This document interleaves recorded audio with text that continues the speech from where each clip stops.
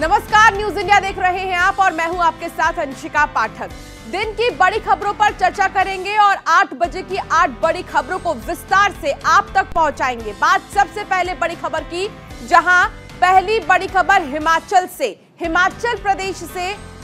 आज अगर देखा जाए तो गृह मंत्री अमित शाह कई रैलियां करेंगे और ऐसे में हिमाचल के दौरे पर है अमित शाह सुलह विधानसभा और पांवटा साहिब विधानसभा में रैली को संबोधित करेंगे। दूसरी भी खबर हिमाचल प्रदेश से ही जुड़ी है।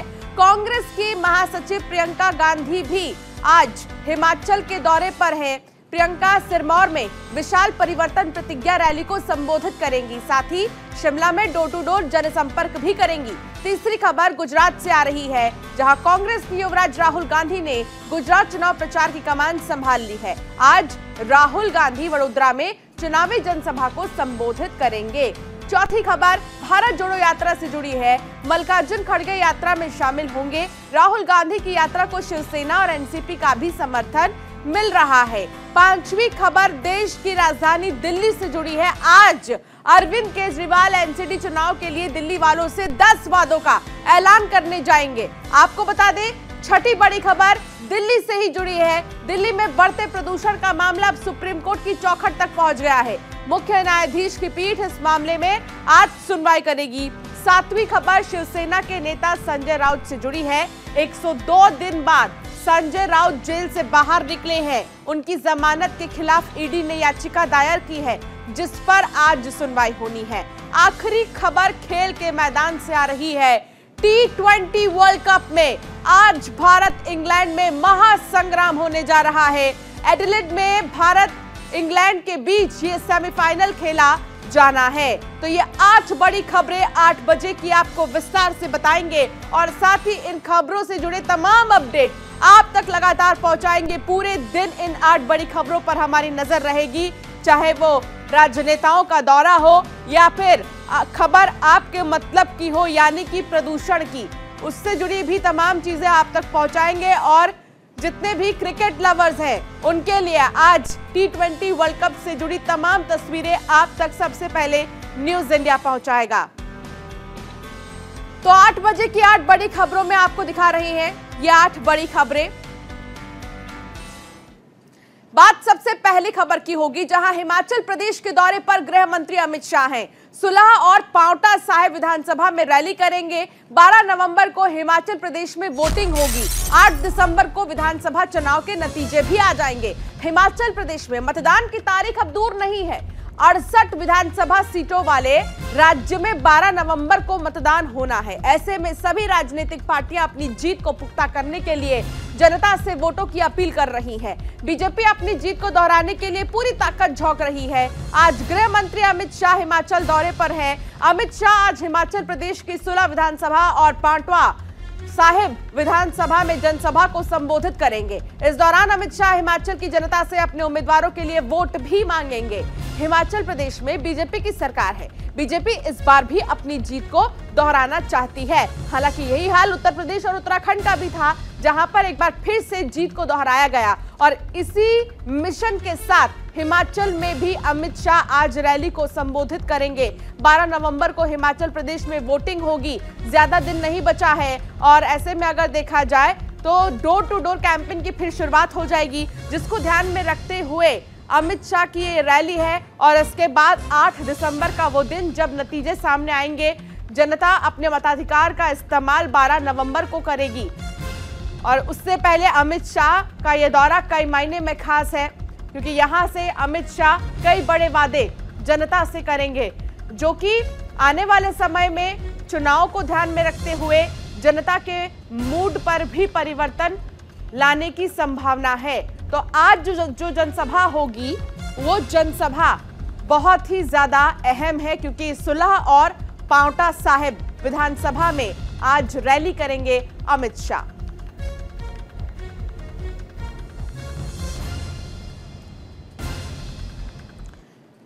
तो वहीं हिमाचल से ही दूसरी खबर आपको बता दें, जहां कांग्रेस की महासचिव प्रियंका गांधी का भी आज हिमाचल दौरा है।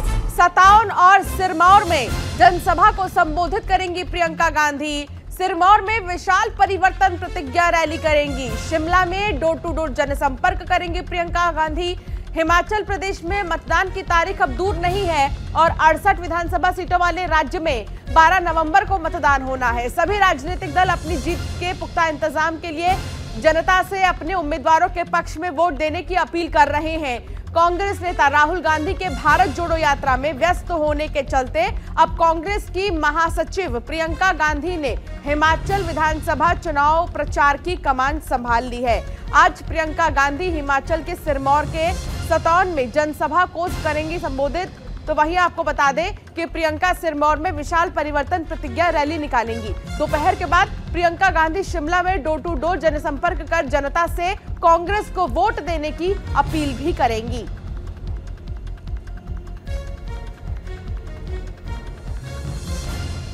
तो आज कांग्रेस की महासचिव प्रियंका गांधी हिमाचल के दौरे पर हैं। इससे पहले आपको बता दें कि मल्लिकार्जुन खड़गे 2 दिन तक हिमाचल में ही थे, जहां उन्होंने अलग अलग जगहों पर रैलियां की और अब प्रियंका गांधी। तो वहीं गुजरात चुनाव प्रचार की कमान संभालेंगे राहुल गांधी। आज वडोदरा में चुनावी जनसभा को संबोधित करेंगे।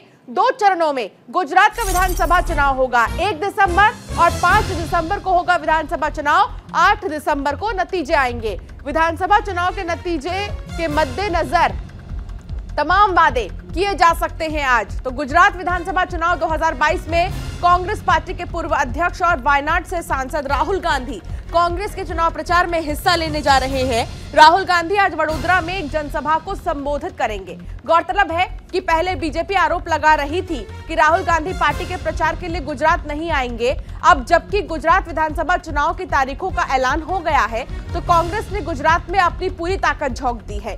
कांग्रेस के पूर्व अध्यक्ष राहुल गांधी और महासचिव प्रियंका गांधी ने अभी तक गुजरात में कोई रैली नहीं की है। ये माना जा रहा है कि कांग्रेस अब गुजरात को लेकर अपनी सियासी रणनीति तेज करने जा रही है। इसे देखते हुए राहुल गांधी गुजरात दौरे पर जा रहे हैं। गुजरात विधानसभा चुनाव के लिए 2 चरणों में मतदान होगा। पहले चरण का मतदान 1 दिसंबर को होगा, जबकि दूसरे चरण का मतदान 5 दिसंबर को होगा। गुजरात में चुनाव के नतीजे 8 दिसंबर को घोषित किए जाएंगे। तो अभी तक जो कांग्रेस पार्टी नहीं दिखाई दे रही थी गुजरात में, आज राहुल गांधी शुरुआत करेंगे इसकी और चुनाव के मद्देनजर यहां पर रैलियां की जाएंगी। वडोदरा में राहुल गांधी की रैली है, जिसमें कि आपको बता दें कि कहा जा रहा है कि कई ऐलान संभव है गुजरात को लेकर। राहुल गांधी हालांकि सत्ताधारी पार्टी बीजेपी पर भी जमकर हमला बोल सकते हैं। 1 दिसंबर और 5 दिसंबर ये 2 महत्वपूर्ण तारीख जब जनता अपना फैसला ईवीएम में डालेगी और ऐसे में कई दिग्गजों की किस्मत ईवीएम में कैद हो जाएगी। और 8 दिसंबर को नतीजे क्योंकि सामने आएंगे, तो देखने वाली बात होगी कि आखिर जनता की इच्छा क्या है और जनता चाहती क्या है। तो वहीं एमसीडी चुनाव के लिए आम आदमी पार्टी वादों का ऐलान करेगी। सीएम अरविंद केजरीवाल आज 10 वादों की घोषणा करेंगे। वोटर्स को लुभाने के लिए कर सकते हैं अहम ऐलान। दिल्ली वालों से केजरीवाल की गारंटी की घोषणा करेंगे केजरीवाल। 4 दिसंबर को होगा दिल्ली एमसीडी का चुनाव। दिल्ली के मुख्यमंत्री अरविंद केजरीवाल दिल्ली नगर निगम चुनाव के लिए आज 10 वादों का ऐलान करने जा रहे हैं। दिल्ली वालों के लिए अपने वादों के ऐलान से पहले उन्होंने आम आदमी पार्टी के नेताओं से 4 दिसंबर को होने वाले एमसीडी चुनाव पर चर्चा भी की है। पार्टी की ओर से चुनाव में उम्मीदवारों के बारे में पूछे जाने पर सिसोदिया ने कहा कि एमसीडी चुनाव में आपके उम्मीदवारों का चयन पेशेवर तरीके से किया जाएगा। दिल्ली में एमसीडी के 250 वार्ड के लिए मतदान 4 दिसंबर को होगा और मतगणना 7 दिसंबर को होगी। तो मतगणना 7 दिसंबर को है एमसीडी चुनाव के, और एमसीडी चुनाव के लिए 4 तारीख का जो डेट है वो तय किया गया है। 4 तारीख तय की गई है। सीएम केजरीवाल आज 10 वादों की घोषणा करेंगे। उन 10 वादों में क्या होगा दिल्ली वासियों के लिए, ये सबसे अहम है। तो अरविंद केजरीवाल की गारंटी, इसका आज ऐलान किया जाएगा।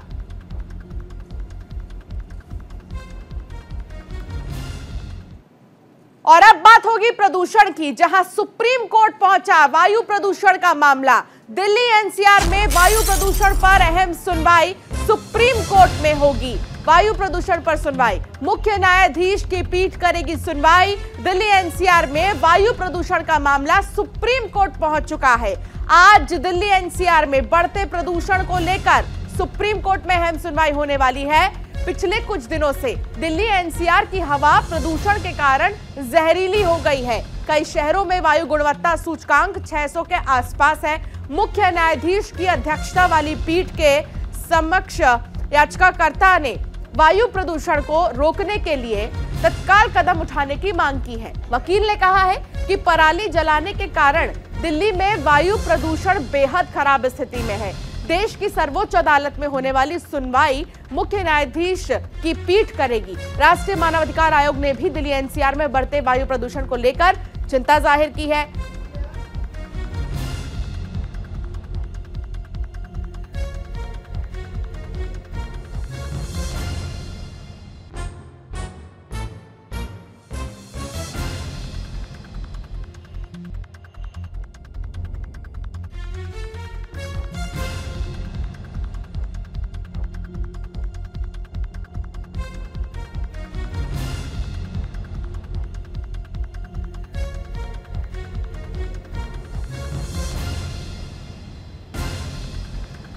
तो दिल्ली एनसीआर में बढ़ते प्रदूषण पर अहम सुनवाई होगी। आज सुप्रीम कोर्ट में वायु प्रदूषण पर सुनवाई होनी है। आपको बता दें कि लगातार AQI लेवल अगर देखा जाए तो बेहद खराब श्रेणी में आ रहा था, लेकिन अभी कुछ दिन से सुधार है। बावजूद इसके आज की सुनवाई बेहद अहम हो जाती है आने वाले समय के लिए।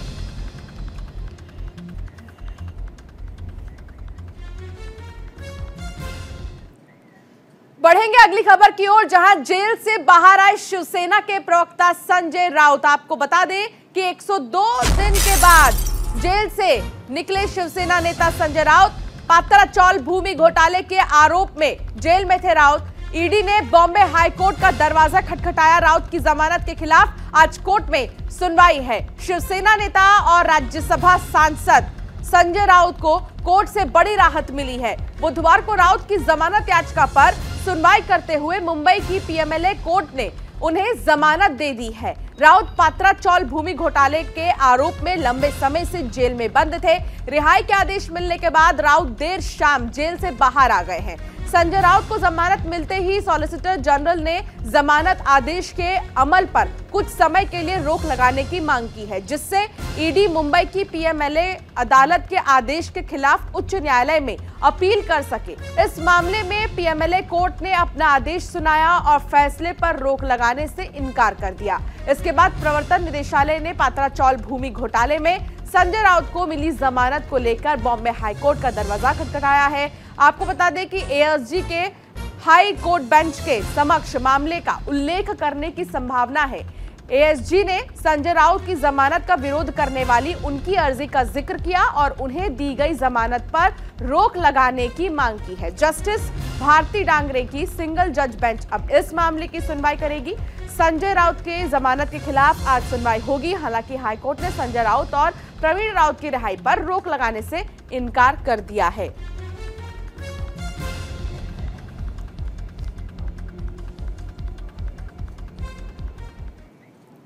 अब बात होगी उन लोगों के लिए जिनको क्रिकेट बहुत ज्यादा पसंद है। ऐसे में T20 वर्ल्ड कप में आज भारत इंग्लैंड में महासंग्राम है। जीत दिलाएगी भारत को फाइनल का टिकट, क्योंकि जीत बहुत जरूरी है कहा जा सकता है। आज के इस मैच में एडिलेड में भारत इंग्लैंड के बीच सेमीफाइनल है। दोपहर 1:30 बजे शुरू होगा ये महामुकाबला। जीतने वाली टीम फाइनल में पाक से भिड़ेगी। पाकिस्तान की टीम आईसीसी T20 विश्व कप के फाइनल में पहुंच गई है और अब भारत और इंग्लैंड के बीच जीतने वाली टीम से पाकिस्तान फाइनल में भिड़ेगा। पहले सेमीफाइनल मैच में पाकिस्तान ने न्यूजीलैंड को 7 विकेटों से हरा दिया। न्यूजीलैंड ने पाकिस्तान को 153 रनों का लक्ष्य दिया था, जिसे पाकिस्तान ने 3 विकेट खोकर हासिल कर लिया है। इस बार के T20 वर्ल्ड कप में पाकिस्तान सुपर 12 के शुरुआती 2 मैच हार गया था, लेकिन उसने नीदरलैंड और साउथ अफ्रीका को हराकर फिर से सेमीफाइनल में अपनी जगह बना ली है। बीते रविवार सुपर 12 के लास्ट राउंड में नीदरलैंड और साउथ अफ्रीका के अलावा पाकिस्तान और बांग्लादेश भी आमने सामने थे। यहां पर साउथ अफ्रीका टीम हार गई और उधर पाकिस्तान ने बांग्लादेश को हरा दिया, यानी किस्मत ने पाकिस्तान का अच्छा साथ दिया। अब पाकिस्तान टीम फाइनल में पहुंच गई है। आज इंडिया और इंग्लैंड के बीच दूसरा सेमीफाइनल मैच खेला जाएगा। भारत और इंग्लैंड के बीच आज सेमीफाइनल में भिड़ंत होगी और इसके लिए टीम इंडिया की तरफ से पूरी तैयारियां की जा रही हैं। हालांकि रोहित शर्मा का चोटिल होना भारत के लिए चिंता की बात जरूर है।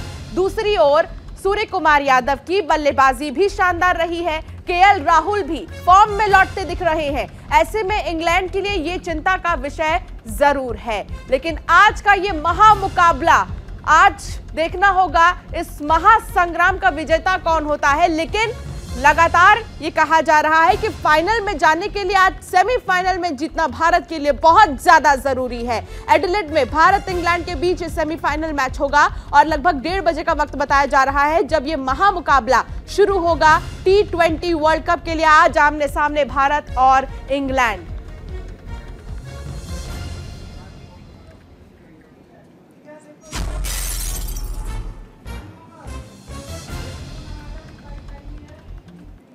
तो वहीं गुजरात चुनाव से जुड़ी बड़ी खबर आपको बता दें, बीजेपी आज प्रत्याशियों के नामों का ऐलान कर देगी। पहली सूची में 80 से ज्यादा, लगभग 80 से 100 नामों का ऐलान है। सुबह 10 बजे प्रेस कॉन्फ्रेंस कर सकती है भारतीय जनता पार्टी और भारतीय जनता पार्टी आज आपको बता दें कि ऐलान कर सकती है नामों का। उम्मीदवारों के लिस्ट को आज जारी कर सकती है बीजेपी। सुबह 10 बजे प्रेस कॉन्फ्रेंस कर सकती है भारतीय जनता पार्टी। पहली सूची में 80 से 100 प्रत्याशियों के नाम होंगे। लगातार 4 दिन से मंथन का दौर, लगातार जेपी नड्डा, अमित शाह बैठकर चर्चा कर रहे थे कि आखिर किस प्रत्याशी को कहां से उतारना है, क्योंकि इस बार बेहद ही दिलचस्प मुकाबला है। गुजरात में त्रिकोणीय मुकाबला है। आम आदमी पार्टी, कांग्रेस और बीजेपी के बीच जबरदस्त मुकाबला और ये एक चुनौती खड़ी कर सकता है। इसको ध्यान में रखते हुए बहुत जल्दी नहीं दिखाई गई यहां पर, बल्कि चिंतन मंथन के बाद जाकर आज उम्मीदवारों की सूची जारी की जाएगी बीजेपी की तरफ से, जिसमें कि 80 से 100 प्रत्याशियों का नाम पहली लिस्ट में शामिल होगा। तो गुजरात में 182 सीटों पर वोट डाले जाएंगे। 1 और 5 दिसंबर को वोटर्स अपने अधिकार का इस्तेमाल करेंगे और 8 दिसंबर को गुजरात में नतीजे सामने आ जाएंगे चुनावों के।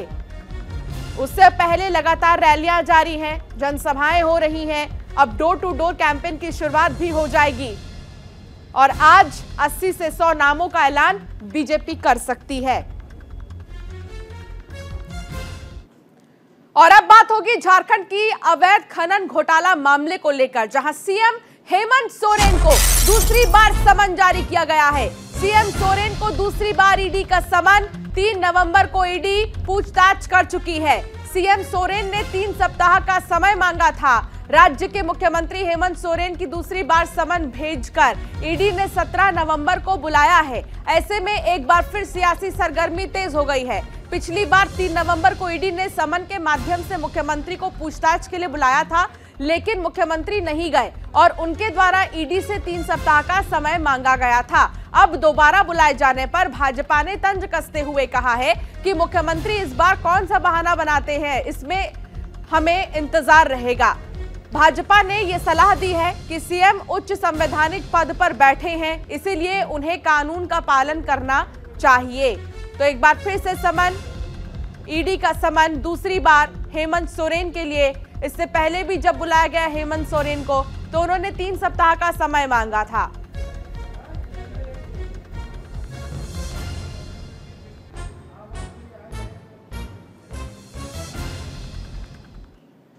बढ़ेंगे एक और बड़ी खबर की ओर, जहां महाठग सुकेश चंद्रशेखर का 5वां खत। दिल्ली के एलजी को सुकेश ने खत लिखा है। तिहाड़ से दूसरे जेल में शिफ्ट करने की गुहार लगाई है। दिल्ली से बाहर किसी दूसरे जेल में भेजने की गुहार लगाई है। पत्नी को भी दूसरे जेल में भेजने की अपील की गई है। तो सुकेश चंद्रशेखर की जो ये चिट्ठी है वो लगातार एलजी को लिखी जा रही है और इस बार की चिट्ठी में जिक्र किया गया है दूसरे जेल में भेजा जाए। ये सुकेश चंद्रशेखर ने लिखा है। लगातार लेटर बम छोड़ रहे हैं सुकेश चंद्रशेखर, लेकिन इस बार के लेटर में आपको बता दें कि उन्होंने अपने लिए ही एलजी से गुहार लगाई है कि उन्हें दूसरे जेल में शिफ्ट किया जाए और पत्नी को भी दूसरे जेल में शिफ्ट किया जाए। तिहाड़ से दूसरे जेल में शिफ्ट करने की गुहार लगाई है उन्होंने। बता दें कि कई आरोप सुकेश चंद्रशेखर पर है, खास तौर पर मनी लॉन्ड्रिंग को लेकर उन पर कई गंभीर आरोप लगे हैं और अब इस पूरे मामले पर लगातार सुकेश चंद्रशेखर एलजी को चिट्ठी कई बार लिख चुके हैं और अब ये जो चिट्ठी लिखी गई है ये 5वां खत है एलजी को, जिसमें कि उन्होंने ये गुहार लगाई है कि उनका जेल शिफ्ट किया जाए। दिल्ली के एलजी को सुकेश ने चिट्ठी लिखकर कहा है कि तिहाड़ से दूसरे जेल में शिफ्ट करें। दिल्ली से बाहर किसी दूसरे जेल में भेजने की गुहार एलजी से लगाई है सुकेश चंद्रशेखर ने। तो महाठग सुकेश चंद्रशेखर का ये 5वां खत है।